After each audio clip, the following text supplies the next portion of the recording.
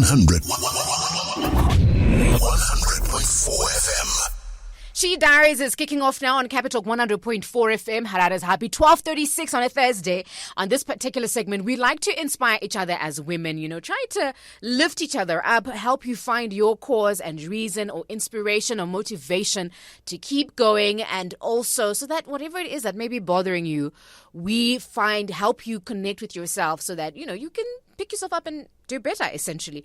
Today, I want you to meet an American-based writer. Her name is Alice Takawira. And with her, you're going to see what her worries have been and how she writes on the pages of her diary as she is making her way throughout her journey. Alice, thank you so much for joining us. We're excited to be touching base with you whilst you are in America. Good morning, I should say, really. Alice, can you hear us? Yes. I can hear you loud and clear. Yes, fantastic. We finally managed to get you on air. We're worried there to think, oh my goodness, we won't be able to connect with you. What time is it in the US? It must be like, 8 or 9 in the morning-ish? It's 6 a.m., so 6 in the morning. 6 in the morning, and we've pretty much woken you up, and I'm excited to have been the first person to wake you up so that we can connect with you. I am glad to be here. I got up early, made my cup of tea, and I am ready. Fantastic. It's kind of like one of those Zoom conversations, right? Where we get up and fake being ready, but you're probably in your PJs right now, but you got to sound like you're ready. Yes, I am.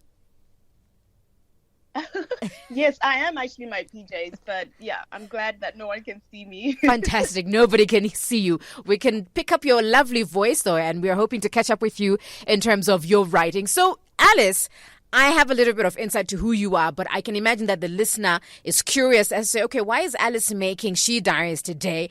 In brief, how would you describe Alice and what would you say your story is? So Alice Takawira is a wife, a mother, and a physical therapist is what I do for a living, and now a writer. I live in Atlanta. I was born and raised in Zimbabwe. I am from Bulawayo. That's where I went to school. And I moved to America about 19 years ago. So I am a Zimbabwean living in Atlanta and just trying to get on with life and live my best life. Love it, love it, love it. I love how you said, I'm Alice, I'm a wife, I'm a mother, and then you ended up by saying, and now I'm a writer. But you started writing at the age of 13 in 1993. Your first novel, The American Dream, was back then. So it can't be that now you are a writer. Well, now I get, should I say, a published writer? Mm-hmm. So there's a bit of a difference between being just a writer and a published writer, because I know a lot of people have approached me since I came out that I've got this book. So many people have told me, oh my gosh, I've always wanted to write, or I've been writing, I've got this thing on my computer, but I've just never done anything with it. So we all write something, or we aspire to write, but when you take that step to publish and make it a public piece of work, right, I think it sort of establishes you more of a writer and then a published writer. So yeah, I think I'm now proudly going to be a published writer. And we applaud that and we're excited for you. And I'm just loving the idea of how, most of us dream about places. We've never been to America or the UK or France, but we all have a picture of what something or somewhere might look like based on whatever we may be exposed to. Here you are at the age of 13, never been to America, and yet you were writing about a place you'd never been to before. Now, I know you loved watching The Cosbys and Fresh Prince of Bel-Air, but what do you think then went and informed you to write a whole book about a place you'd never been to? I have always been a dreamer, and my family will tell you, my friends that I grew up will tell you, I always imagined things and made stories up. So I absolutely took everything from what I was watching on TV and the books I'd read. I read a lot. I was a big reader. I was a member of like 3 libraries when I was in primary school. So I just took all of that and then just imagined my own version of what I was seeing and reading.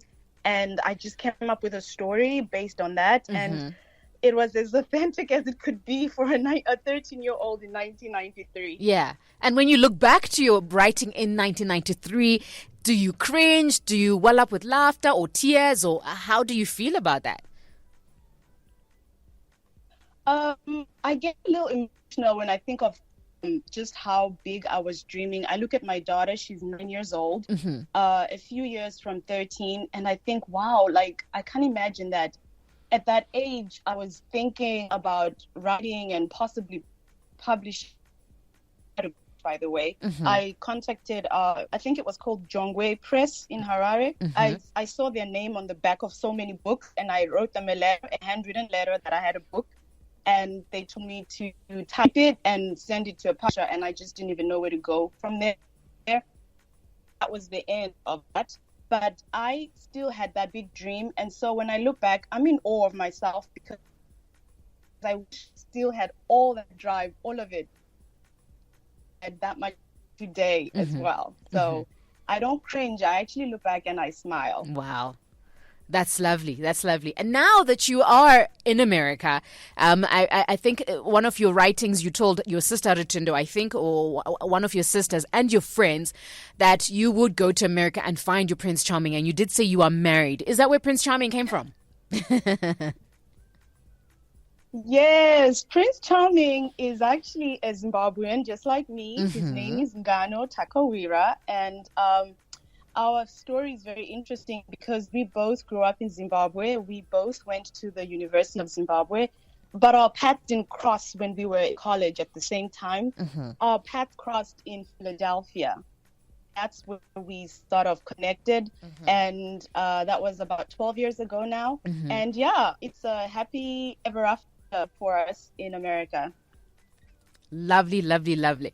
So now you've gone and turned in what you were also describing as a published writer with Turning Tables. Now let's talk a little bit about that book. What would you say was the inspiration behind you writing such a book? And what is the story here, would you say? Okay, so I was inspired by just my own experiences as an immigrant and a lot of my friends that are immigrants. So when you finally leave Zimbabwe, than you ever imagined. Africa is big as well because we are different. I met Nigerians, Ghanaians, Kenyans from all over, but we all have the same. We all have the same struggles of trying to get our legal status, trying to go through school, just so many hurdles that we have as immigrants. And as we exchange stories, I just felt like we all had these common experiences, good, bad, funny, so many different things. And so it just came to me that I wanted to write a story that was authentic to an immigrant like myself and that many other people in the diaspora would relate to. And even people back home in Zimbabwe would enjoy, or in Africa and the world at large. So it's really just the immigrant experience that inspired me to write this story. Yeah, you are writing from your own experiences. So if you're writing from your own experiences, Alice, how long would you say it took you to then finish writing the book? It took me 3 years. So I started writing in October of 2018, and it was just like a draft. I was just writing, building these characters and making them up. And a lot of these ideas would come to me when I was at work or drive just in the middle of my... But because I was working full time at that time, I'd get home a little tired and so much more to do. I could only do so much with my writing. And then as time went on, I had time and really delved into the writing. And then COVID happened and I had like 3 months to just write. So the whole process took 3 years. And it's been a long journey, but I think it's been rewarding because I feel like the final product is something I'm very proud of. And we are also proud of you. It's Capitalk 100.4 FM. Harada's habits 12 minutes before we get to 1. She Diaries today. We are celebrating one of our own. She has recently become a published writer with a book, Turning Tables. Her name is Alice Takawira. She's based in America, and we are chatting with her today to catch up with her. And maybe you might also feel inspired as somebody who loves to write, or really just making your dreams come true. That's really what it is. The ability to see something that you care about come into fruition and become a reality. Alice, I want us to talk a little bit about your creative writing processes for your work, because, for many people, it's very different. The expression is very different. From you, you've already told us that, it was based on your experiences. For someone else, as we saw with your first book, it was a little bit more about your imagination and almost like inventing, but based on things that you saw, and then you try to express those ideas as uniquely as you can. How would you describe your writing process for this particular book? The writing process, well, it was, as you said, I used a lot of my experience with interacting with other people and just stories I'd heard, observed, or just, my own observations at work and everywhere. Mm-hmm. But it was also a lot of imagination. I had to imagine a lot of dialogue. I had to do a lot of research. My characters are multicultural. Mm-hmm. I have a Zimbabwean girl who's a protagonist, so that was pretty easy to do. I have a Nigerian character who's Yoruba, and a British character. So as part of my writing process, I had to go into the minds of each of these characters and imagine how they would react, how they would speak based on their experience as a Nigerian or as a British person. So I did a little bit of research. I reached out to some of my Nigerian friends to make sure I got the character right. I wanted to be sure that when Nigerians read it, they don't go, oh, this would never happen to such and such, Right. So I had to make it authentic. I had to, the character, I lived in London for a while, so I was a little more familiar with the life in London and the experiences. So that was pretty easier to write. Mm-hmm. And then I also asked a lot of my friends in England to just kind of read and make sure that I had some facts right. A lot of it was just researching the characters. One is a physical therapist, the Zimbabwean girl, and physical therapy. That was pretty easy to do. Right. But we also have a doctor, so I had to consult some doctors, and my husband is one, so he helped with a little bit of insight to some of the stuff. I just wanted to make it authentic. So that was more of my writing process, a lot of research. Yeah. Which character do you think, I'm almost sure I know the answer to this, but which character do you relate with and connect with the most in your book? I relate to Maita, the protagonist. The Zimbabwean girl. Her journey is, yes, the Zimbabwean girl. There are actually 3 Zimbabwean girls that really have big roles. So there's Maita, and then there's a girl called Lindiwe. I also relate to Lindiwe. Lindiwe was a character I built from a lot of my friends and acquaintances over the years. She's a mixture of all the people that I've met from growing up in Bulawayo through coming to college, and she's all in one of those people. So some of my friends and people reading will absolutely relate to a little bit of Lindiwe in them. So she's one of my favorite characters as well. So that's Lindiwe. Lindy is her name in the book. Got so you. Maita and Lindiwe are the 2. Yeah. Yeah. What would you say about our reading culture amongst our people? I've heard people say, if you want to hide something from an African, put it in a book because they seldom open a book, blah, blah, blah. What would you say our reading culture is like amongst us as a people? Well, speaking of for Africans, I will speak for Africans, and I also speak for in America, I'll say maybe African American. So it's a bit different. Got you. I feel like in Africa, the only reason why we wouldn't find things in a book is because of access. It's not because we don't want to read. I was hungry for books when I was a kid, and I know a lot of other people, we would share books in high school, would have a long line of, I'm going to read this, and then this person's next, and that person's next, and when it comes down to you, it's almost torn. It's been worn out and read just that one book, right? So in Africa, I feel like there's a hunger for books. There's just limited access for so many different reasons. And then in the world at large, I feel like Black people are underestimated. Black people do read books. They absolutely want to read books, but we also want to read books that we can relate to. So if you're an African American and all you ever see is books about other people, other cultures, you may not relate as much as if there were more accomplished African American writers writing your story. And I feel like there's more of it coming out now. If you go on Instagram, there's a wide range of Black writers who are really trying to champion each other to put their books out there. And one of the reasons why we don't have many books by Black Americans or Africans out here in the Western world is because the publishing world is very there's a lot of gatekeeping, and there's not a lot for us in that world as well. So a lot of obstacles for Black people to publish, and then that kind of translates into fewer books about our story out there and less about themselves, and maybe not really reading that much. It's a lot bigger than what I just described, but I feel like this is one of the many reasons. Got you. And I'd imagine even for women as well, writing is not even as easy. What do you think is the power of a woman who writes?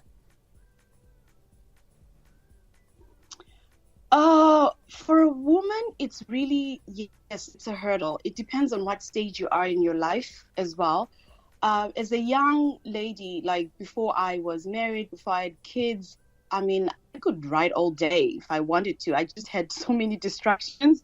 That's the other thing. You get old. When you're younger, you probably have different types of distractions. But when you're older and in my case, if you're married and you have young kids and you work, oh my gosh, just finding the time to write is such a big deal. And for your creative mind, in my case, my mind has to be clear, and I have to have rested for my creative juices to start running. When I'm tired physically, I'm also mentally fatigued, and I don't. Alice, are you there? Oh no. To do besides just writing. Right. We always have other duties and responsibilities. Yeah. Right. Got you. And Alice, before we go, we've got like 3 minutes left, and we're really drinking from your well today and hoping that a woman out there is also feeling inspired and encouraged by your story. What are you currently reading now, and who would you say are some of your favorite writers? Favorite writers. Well, I love a good thriller kind of whodunit book. But I also like inspirational books. So Paulo Coelho is one of my favorite writers. I find his work very inspiring. And who else do I really like? It's a hard one. I read a lot. I actually have a book club, and we read so many books. This month, we're reading a book called Coldest Winter Ever by Sister Souljah. It was released in 2006, and it's a very interesting book about the African American urban culture. And so that's what I'm reading right now. Right. And what would you recommend that we should take on reading if you are someone who wants to take on the reading or the culture of reading? Any recommendation as the first book to take on?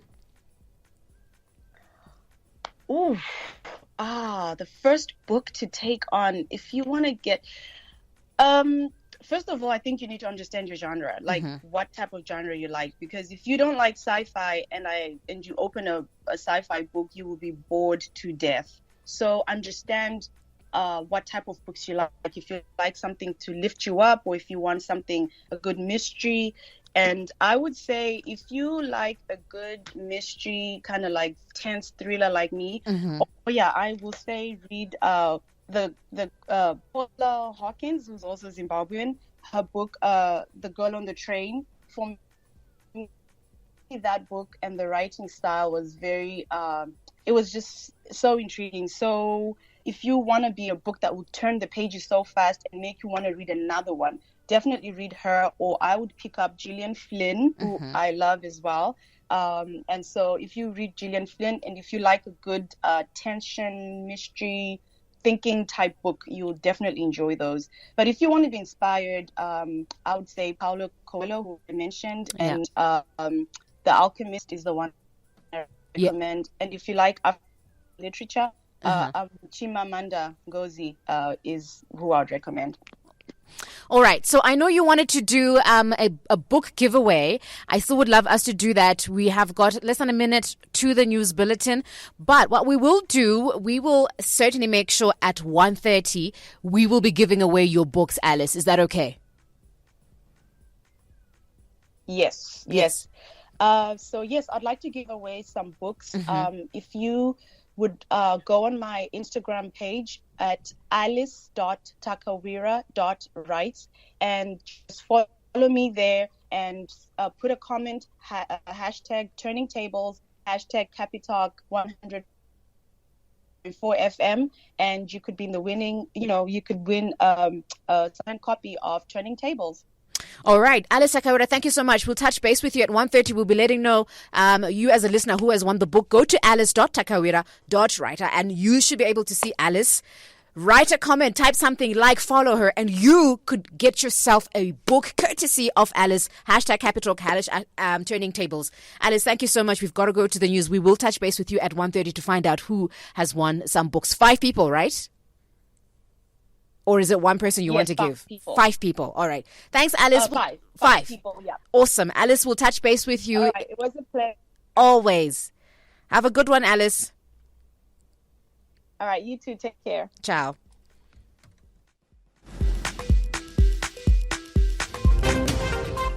It's 1 o'clock and it's time for the news. Don't forget you have a chance to win yourself a book. But first, the news. First, the news.